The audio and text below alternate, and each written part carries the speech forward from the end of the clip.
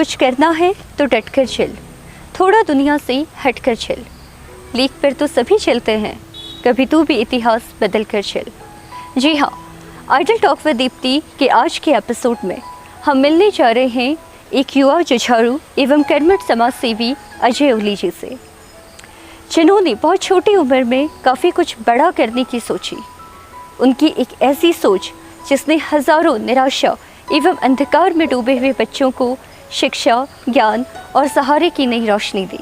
पल पल का हिसाब और खुशियां बनाना जानता हूँ तेरी, पल पल का हिसाब और खुशियां बनाना जानता हूँ तेरी। मुझे कुछ हो गया ना तो मैं नहीं मिलूंगा। उत्तराखंड के पिथौरागढ़ शहर के अजय ओली, जिन्होंने 29 सितंबर 2015 में घनश्याम ओली चाइल्ड वेलफेयर सोसाइटी की स्थापना इस उद्देश्य से की ताकि वह भिक्षावृत्ति व बाल श्रम में लिप्त बच्चों को समाज की मुख्य धारा से जोड़ सके।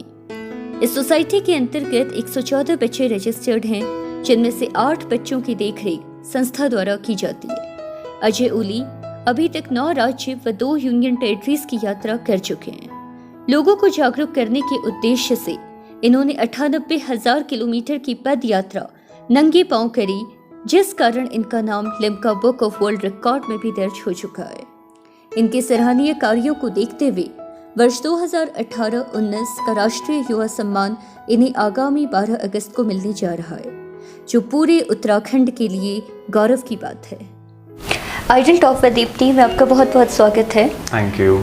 अजय जी, मेरा पहला सवाल आपसे ये रहेगा कि आज के समय पर अधिकतर युवा जब अपने फ्यूचर मेकिंग की तरफ बाइक में इधर उधर घूमना, दोस्तों के साथ मौज मस्ती करना, इन सारी चीज़ों में इन्वॉल्व रहते हैं, तो ऐसे समय पर आपने बहुत ही टोटली एक डिफरेंट एक स्टेप चुना और सोशल वेलफेयर के लिए आपने काम करने की सोची, उस पर भी बच्चों के लिए आपने काम करना चाहा।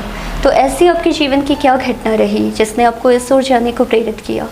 सबसे पहले तो थैंक यू सो मच कि आपने एक बहुत अच्छा स्टेप लिया है और काफ़ी लोगों को इसको, बेसिकली यूथ को इससे बहुत बड़ी मोटिवेशन मिलेगी। एंड जो आपने क्वेश्चन पूछा, मैं आपको बहुत अच्छे वे में बताता हूँ कि जैसे आप बता रहे हैं कि आजकल का जो यूथ होता है, जो घूमता है और बाइक में मस्ती करता है, फन करता है, एग्जैक्टली मैंने भी अपनी लाइफ में ऐसा ही किया है काफ़ी टाइम तक।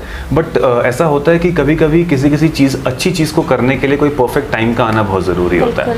तो जैसे ही मैंने अपना मास्टर्स कंप्लीट किया तो उसके बाद कुछ ऐसी चीज़ें हुई, जैसे कि हम लोग लखनऊ में उस वक्त थे। एंड लखनऊ में हम लोगों ने एक छोटा सा एक झुग्गी था अलीगंज के एरिया में, तो उसको हमने सेलेक्ट किया था ताकि हम उसके लिए कुछ वेलफेयर प्रोग्राम्स करेंगे। तो उन्हीं प्रोग्राम्स के दौरान हमको पता चला कि बेसिकली जो प्रॉब्लम्स हैं वो हमको बाहर से दिखती नहीं है, लेकिन जब वो चीज़ हमारे साथ घटित होती है, हमारे साथ वो घटना होती है, तो फिर लगता है कि हमें इसके लिए कुछ करना चाहिए। जैसे कि हम कहते हैं, जब तक हमको नहीं लगेगी तब तक दर्द का एहसास नहीं होता है। तो जब हमने उस जगह को अडॉप्ट किया और उसके लिए काम करने का कोशिश किया, तो काफ़ी सारी ऐसी प्रॉब्लम्स आई जो हमने फेस किया लाइक पर्सनल लेवल पे। तो उसके बाद मुझे लगा कि यार नहीं, जो ये लाइफ है जो बाहर से दिखता है, जिसको हम एंजॉय करते हैं, अपने लिए जीते हैं, सेल्फ सेंटर्ड होकर लाइफ को लाइक स्पेंड करते हैं, ये लाइक भगवान ने मेरे लिए नहीं रखा है स्पेशली।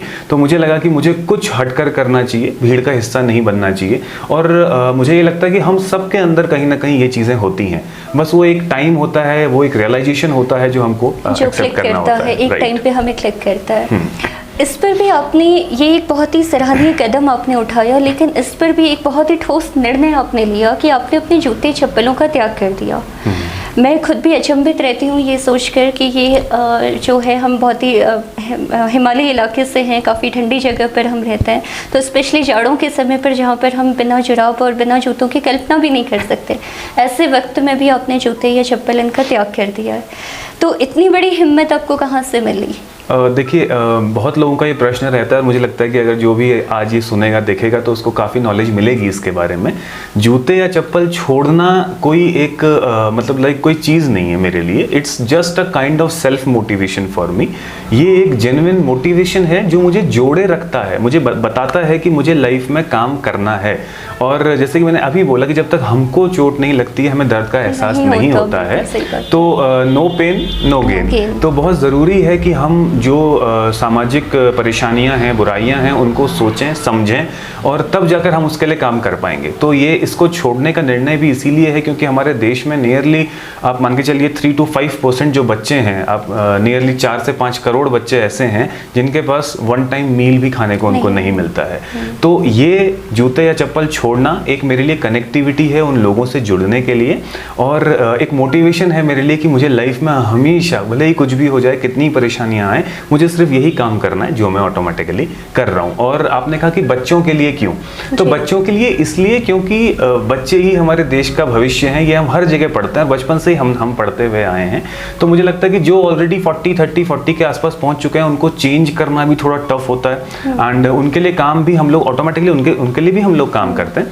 बट जो मेरा मेन फोकस है वो है कि हम बच्चों पे काम करें ताकि आने वाला जो हमारा देश का भविष्य है वो बहुत सुनहरा हो जाए, वो बहुत सुंदर हो जाए। जैसा कि हम सभी जानते हैं कि अभी आगामी 12 अगस्त को आपको राष्ट्रीय युवा सम्मान मिलने जा रहा है, जिसके लिए बहुत बहुत बधाई आपको। और ये मैं फिर से एक बार कह सकती हूँ कि ये हम पूरे पिथौरागढ़ वासियों के लिए ये बहुत ही गौरव का विषय है। लेकिन आपको क्या लगता है कि एक जो पुरस्कार होता है वो अपने साथ किस तरह की जिम्मेदारियाँ लेकर आता है और ये पुरस्कार आप किसे समर्पित करते हैं? देखिए, सबसे पहली चीज़ तो ये है कि मैं पर्सनल लेवल पे किसी पुरस्कार का हकदार नहीं हूँ, ऐसा मुझे लगता है। और दूसरी चीज़ ये है कि बहुत सारी नई जिम्मेदारियाँ जैसे कि अभी मैं आपको ही टाइम नहीं दे पा रहा हूँ काफ़ी अच्छे टाइम से, तो ये भी एक उसी का उदाहरण है क्योंकि जब से मुझे पता चला है कि एक राष्ट्रीय सम्मान 10 साल बाद उत्तराखंड को मिल रहा है और अगर ये हमारे माध्यम से मिल रहा है तो मुझे तो बहुत ही गौरवान्वित महसूस करता हूँ मैं इस चीज़ की। मुझे बड़ी खुशी भी है इस चीज़ की और हर एक पिथौरागढ़ वाले के लिए, हर उत्तराखंड वाले के लिए ये एक बहुत अच्छी अचीवमेंट है कि कोई, और ये देखिए मैंने कहा कि ये अकेला नहीं हो सकता काम ना, तो बहुत लोगों ने इसमें बहुत सपोर्ट किया है। अगर समर्पित वाली बात आती है तो किसी एक इंसान का नाम लेना तो मेरे लिए बहुत टफ होगा, बट सबसे पहले तो मेरे माता पिता जो सबसे बड़ी भूमिका इस चीज़ में निभाते हैं और उनसे भी पहले, मेरे माता पिता से भी पहले मेरे ग्रैंडफादर, मेरे दादाजी जो अब इस दुनिया में नहीं हैं, लेकिन उन्हीं के जो थॉट्स हैं, उन्हीं की जो पावर्स हैं वो मेरे अंदर कहीं ना कहीं सर्वाइव करती हैं, जिसकी वजह से सारी चीज़ें हो रही हैं। क्योंकि मैंने कहा कि मैं तो किसी हकदार नहीं हूँ किसी भी चीज़ को, ना मैंने कोई आज तक ऐसा काम किया, बट इन लोगों की वजह से कहीं ना कहीं ये बहुत लाइक जिस लेवल पे आप पहुँचे हैं हम लोग, तो ये उन्हीं की वजह से है सब कुछ। और इसके अलावा और भी बहुत सारे लोग हैं, अगर आप जानते होंगे इससे पहले हमारे जिला अधिकारी थे श्री रविशंकर जी, तो उनका बहुत बड़ा इसमें योगदान है। इसके अलावा शेखर सुयाल जी थे PCS ऑफिसर यहाँ पे, उनका बहुत बड़ा योगदान है। हमारी CDO मैम थी, अल्मोड़ा की DM हो गई हैं वो आज, तो उनका बहुत बड़ा योगदान है। इसके अलावा अभी प्रेजेंट में ध्रुव डोगरा सर हैं जो कि NYK देखते हैं। तो ये पूरा का पूरा प्रोसेसिंग मुझे पता भी नहीं था कि कोई नेशनल यूथ अवार्ड भी होता है। तो उन्होंने मुझे बताया कि आप इस कैटेगरी में अपने को नॉमिनेट करवाइए, आपको श्योरली मिलेगा। तो ये सारा का सारा जो काम है ये उन्होंने किया, लाइक सारे पेपर्स बनाना, सब कुछ करना और सारा कंपाइलेशन करना, तो ये उनका काम रहा है। सपोर्टर्स काफी रहे, बहुत ज़्यादा सपोर्टर। तो हर एक इंसान, हर एक सोसाइटी में रहने वाला जो भी मुझसे मिला है वो मेरे लिए सपोर्टर है, तो उन सभी को धन्यवाद भी है और उन्हीं का ये अवार्ड है, मेरा कुछ भी नहीं है। आज हमारे युवाओं के रोल मॉडल आप हैं, आपका रोल मॉडल कौन है? देखिए, ये कहना, ये क्वेश्चन थोड़ा सा मुझे लगता है कि सेल्फिश टाइप आंसर हो सकता है, ऐसा क्लेवर भी हो सकता है। बेसिकली मेरा कोई रोल मॉडल नहीं है। मुझे लगता है कि हर जैसे आपने कहा कि आप युवाओं के रोल मॉडल हैं, मैं किसी भी युवा को, अगर जो भी सुन रहा होगा, मैं किसी भी युवा के लिए या किसी भी के लिए रोल मॉडल नहीं बनना चाहता। मुझे हमेशा से लाइफ में ये लगा है कि जो हम करते हैं वो हमारे थॉट्स हैं और जो हमारे थॉट्स का पावर होता है उससे ज़्यादा प्रभावित करने वाला और बेहतरीन दुनिया में कुछ नहीं हो सकता। तो अगर आप किसी को देखकर कोई काम कर रहे हैं तो वो आपको सिर्फ पाथ दिखा सकता है, लेकिन आपकी डेस्टिनेशन तक आपको नहीं पहुंचा सकता। लेकिन जो आपके थॉट्स हैं वो आपको पाथ भी दिखा सकते हैं और आपको डेस्टिनेशन तक भी पहुंचा सकते हैं। तो अक्सर मैं काफ़ी पिथौरागढ़ के मैक्सिमम BCO में तो मेरे सेशंस होते रहे हमेशा से, और भी काफ़ी स्कूल्स में होते हैं। तो मैं सबको जो पहला सेशन देता हूँ वो देता हूँ सेल्फ रियलाइजेशन। अगर हम सेल्फ एनालाइजेशन और रियलाइजेशन कर लें तो हमें पता चल जाए कि इस दुनिया में अगर कोई हमारा रोल मॉडल है तो वो हम खुद हैं, क्योंकि हमसे बेहतर कोई नहीं। जी, सेल्फ रियलाइजेशन का मतलब यानी कि जिस दिन हमें ये आभास हो जाए कि हम इस दुनिया में किस उद्देश्य से आए, हमारा पर्पस क्या है, what is the purpose to be here. Right, okay Ajay ji, जितना भी अभी तक मैंने आपको जाना है या आपके बारे में सुना है, तो मुझे ये भी पता है कि आपको लेखन का भी काफ़ी शौक है, कविताएं पाठ करने का। आपकी कविताएं जो मैंने पढ़ी हैं उसमें प्रेम, त्याग व संघर्ष इसका उल्लेख मिलता है। आपके अनुसार प्रेम की परिभाषा क्या है? देखिए, ये आपने बहुत अच्छा क्वेश्चन पूछा है। बेसिकली मैं जब भी लिखता हूँ तो मुझे लगता है कि मैं सिर्फ प्रेम पे लिखता हूँ। तो काफी लोग मुझे ये भी पूछते हैं कि ये किसके लिए है ये प्रेम, और कौन है वो जिसके लिए आप इतना अच्छा लिख रहे हैं या जो भी आप लिख रहे हैं। तो मैं ये बताना चाहता हूँ कि मेरा जो प्रेम है वो सबसे पहले तो मेरा नहीं है। सबसे इंपॉर्टेंट चीज ये है, मैं बहुत सारे लोगों के प्रेम चुरा लेता हूँ और कोशिश करता हूँ कि उस पे मैं कुछ बेहतर और कुछ अच्छा लिख पाऊँ। और मेरे लिए जो सबसे पहला जो प्रेम है वो प्रकृति से है, नेचर से है। और मेरे लिए प्रेम की परिभाषा भी यही है कि आप सिर्फ अपना सर्वस्व मतलब त्याग करिए, बलिदान करिए, वही सबसे बड़ा प्रेम। अगर आपकी किसी करनी से कोई दूसरा खुश है, मुस्कुरा रहा है, तो समझ लीजिए आपका जो प्रेम है, आपका जो प्यार है वो सिद्ध हो जाता है। और उसके बाद प्रकृति के बाद देश आता है, और उसके बाद जो भी आना चाहे सब आ सकते हैं। तो मेरा जो ये है फील इसी पे है। आपकी कोई ऐसी कविता जो आपके दिल के बहुत करीब है, उसकी कुछ लाइनें अगर आप यहाँ पर। जैसे कि मैंने कहा कि मैं पहला जो मेरा प्रेम है वो प्रकृति से है और मैं पहाड़ों से हूँ।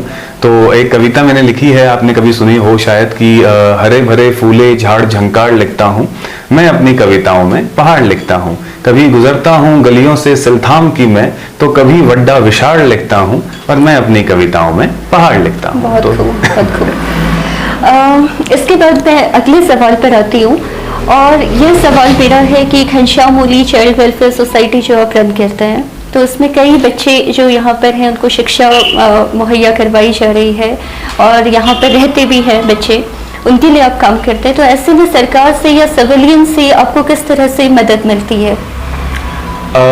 ये भी एक बहुत बेहतरीन क्वेश्चन है। देखिए, सबसे पहली चीज तो ये है कि हमारा नॉन फंडेड ऑर्गेनाइजेशन है। तो हम बहुत सारे लोगों को ये लगता होगा कि हमारे गवर्नमेंट फंड से ऐसा चीजें आता है, बट मैं ये क्लियर करना चाहूंगा कि हम लोग नॉन फंडेड ऑर्गेनाइजेशन है। आज तक लास्ट 7 ईयर्स में हमारी ऑर्गेनाइजेशन ने या पर्सनली मैंने कहीं से, किसी भी गवर्नमेंट एजेंसी से या कहीं से भी कोई फंड नहीं लिया है। तो हम लोग जो भी करते हैं ये सेल्फ फंडिंग बेसिस पे करते हैं। तो मेन जो मोटिव होता है वो ये होता है कि लोग जुड़ें, अपनी रिस्पॉन्सिबिलिटी समझें। क्योंकि अगर मुझे लगता है कि अगर हमारे पास फंड्स आने शुरू हो जाते हैं तो हम काम कम और नाम ज्यादा करने लगते हैं, क्योंकि हमें फिर दिखाना पड़ता है अगर हम किसी से रुपए ले रहे हैं। अभी हमको दिखाने का उतना कोई खास जरूरत होता नहीं है। तो मुझे ऐसा लगता है कि इस वक्त मैक्सिमम लोगों को जो भी यहाँ पे काम कर रहे हैं, जैसे बहुत सारे वॉलंटियर्स हैं जो बच्चों को आके पढ़ा देते हैं, बहुत सारे लोग आते हैं बच्चों के लिए राशन या फिर उनके लिए स्टेशनरी या इस तरह की चीजें करते हैं। प्लस मेरे फादर आर्मी रिटायर्ड हैं तो वो अपना मैक्सिमम डोनेशन यहाँ पे करते हैं। प्लस मेरी जितनी भी इनकम होती है वो मैं अभी इसी पे इन्वेस्ट करता हूँ। तो कहीं ना कहीं ये सबका अपना एक नैतिक रिस्पॉन्सिबिलिटी है, ड्यूटी है। तो उसी का निर्वहन, उसी का हम लोग काम कर रहे हैं। तो एज अ फंड कहीं से हमें नहीं होता है, बट हाँ कुछ अच्छे लोग हैं जो अपनी तरफ से बच्चों के लिए खाना, रहने का व्यवस्था एंड उनके लिए पढ़ाई का मेहनत, ये सब चीजें हैं वो ऑटोमेटिकली करते हैं, और आज ये बहुत अच्छा हो रहा है। जी, बचपन में कभी सोचा था आपने कि कभी आपका जीवन का जो रास्ता है वो इस ओर मुड़ेगा, या ऐसा कुछ आप करेंगे सोसाइटी के लिए, समाज के लिए, बच्चों के लिए? कभी किसी पॉइंट ऑफ टाइम पर कभी कुछ ऐसा हुआ था? मैं बहुत सच बताऊं तो बिल्कुल भी नहीं। मैंने अपनी लाइफ में कभी ऐसा नहीं सोचा कि मैं इस तरीके से, मतलब ये हमेशा से रहा है कि दूसरों के लिए एक सम्मान होना या उनके लिए दया भाव होना हमेशा से रहा, क्योंकि मुझे लगता है कि ये जेनेटिकली एक हेरिडिटी है, फैमिली का एक कल्चर आया है। बट द थिंग इज कि इस तरीके से चीजों को रन करना या रिस्पॉन्सिबिलिटी लेकर किसी के लिए काम करना, मैंने ऐसा कभी नहीं सोचा। In fact till the age of 21 मैंने ऐसा बिल्कुल नहीं सोचा था। बट वो इंस्टेंट वन नाइट चेंजेस आता है लाइफ में, और फिर आप सब कुछ छोड़कर काम करते हैं। तो वही फिर हो रहा है लास्ट 6-7 ईयर्स से। जी, मेरा अंतिम सवाल आपसे ये रहेगा कि कोई भी सफलता जो होती है वो अपने पीछे बहुत सारी आलोचनाएं भी लेकर आती है।